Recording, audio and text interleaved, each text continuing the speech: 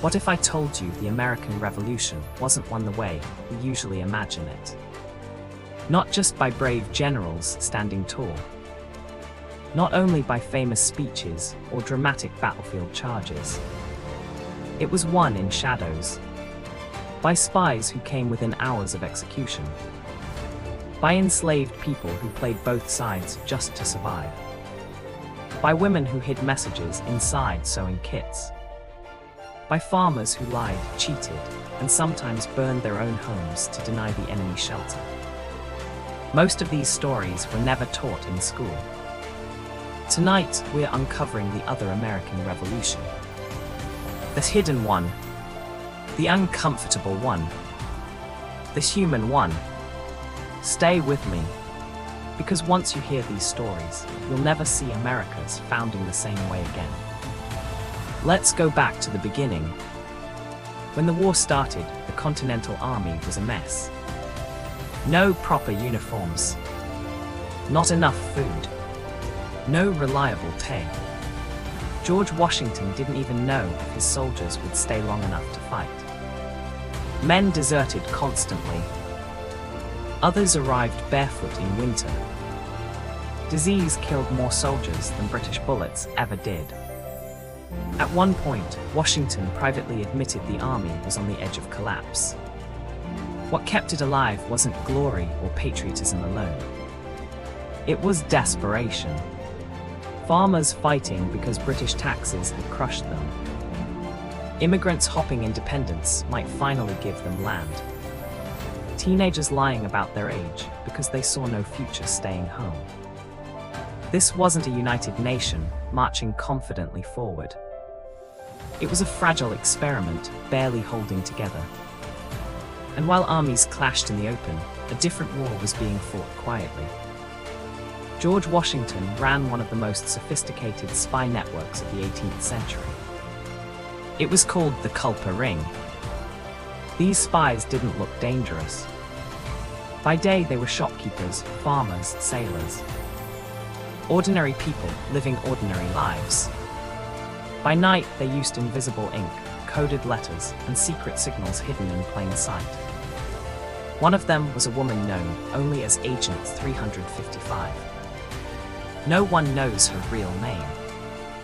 No portrait survives.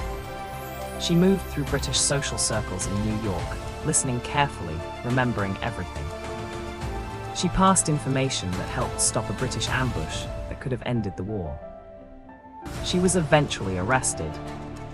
She likely died on a prison ship. No statue. No famous quote.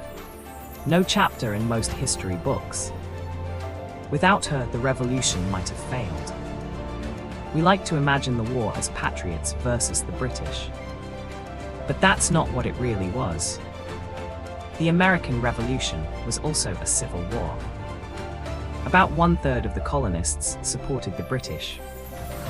They were called loyalists. Neighbors turned on neighbors. Families split apart. In some towns, patriots burned loyalist homes. In others, loyalists handed rebels over to British troops. When the war ended, tens of thousands of loyalists fled to Canada or Britain. They lost their land, their homes, their entire lives. The revolution wasn't clean. It was bitter, and often brutal. Then there's a part of this story that still makes people uncomfortable. Thousands of enslaved Africans fought in the Revolutionary War. But not always for the patriots. The British offered freedom to any enslaved person who escaped and joined their side. And many did. For them, this war wasn't about independence from Britain. It was about escaping chains. Some fought bravely. Some survived the war, only to be re-enslaved when it ended. The revolution spoke loudly about liberty, but it didn't deliver it to everyone. That contradiction sat at the heart of the new nation from the very beginning. And while men fought and argued about freedom, women held the war together. They ran farms while their husbands were gone. They carried supplies. They nursed the wounded. They spied. One woman, Deborah Sampson, disguised herself as a man and fought for over a year. She was shot in battle. She removed the bullet herself, rather than risk being discovered. Another woman, known as Molly Pitcher, took her husband's place, firing a cannon after he collapsed during a fight. Without women, the army would have starved. The war would have stalled. They weren't officially recognized, but they were essential. And then there's France. France didn't help America out of friendship or belief in liberty. They hated Britain. Helping the colonies was a calculated move to weaken their greatest rival. They sent ships, money, weapons, troops. Without French naval power at Yorktown, the war wouldn't have ended when it did. American independence wasn't won by idealism alone. It was shaped by global power politics. When the fighting finally stopped, the story still didn't end happily. The new nation was broke, deeply in debt, soldiers unpaid, inflation destroying savings. Some veterans took up weapons again in what became known as Shays' Rebellion. The revolution ended, but chaos followed. The Constitution wasn't born from victory celebrations. It was born from fear that the country might collapse.